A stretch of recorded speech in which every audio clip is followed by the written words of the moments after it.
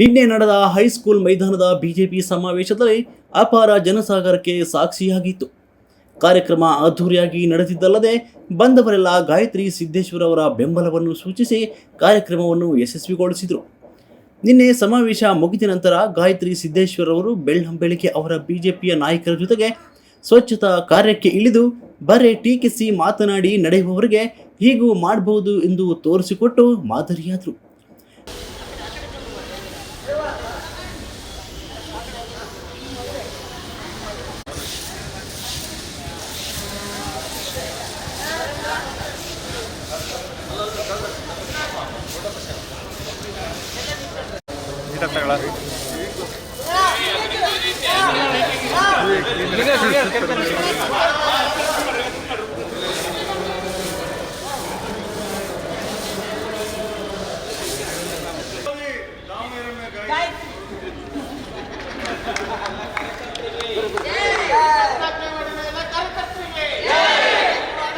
ಆಗುವಂತ ಹಾಲಿ ಮುಂದೆ ಸಹಸ್ರಾಗುವವರು ಗಾಯತ್ರಿ ಸಿದ್ದೇಶ್ವರ ಸ್ವಚ್ಛ ಭಾರತ್ಗೆ ಪಾಲ್ಗೊಂಡು ಮೋದಿಯವರ ಆಜ್ಞೆಯ ಮೇರೆಗೆ ಈ ಸ್ವಚ್ಛ ಭಾರತ್ನಲ್ಲಿ ಗಾಯತ್ರಿ ಸಿದ್ದೇಶ್ವರ ಪಾಲ್ಗೊಂಡಿದ್ದರು.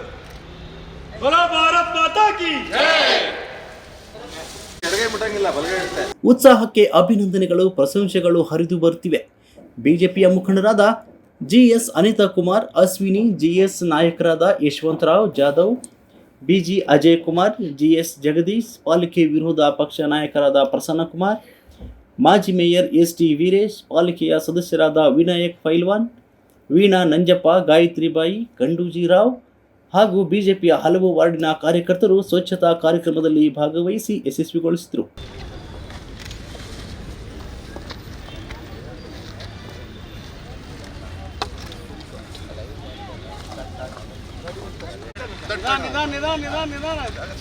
ನಿಂಗು ತಡೆ ನಿಮಿಷ.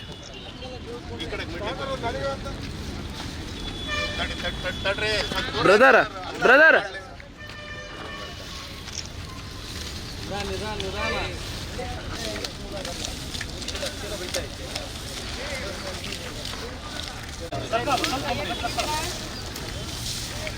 ತೆಗಿಬಿಡ.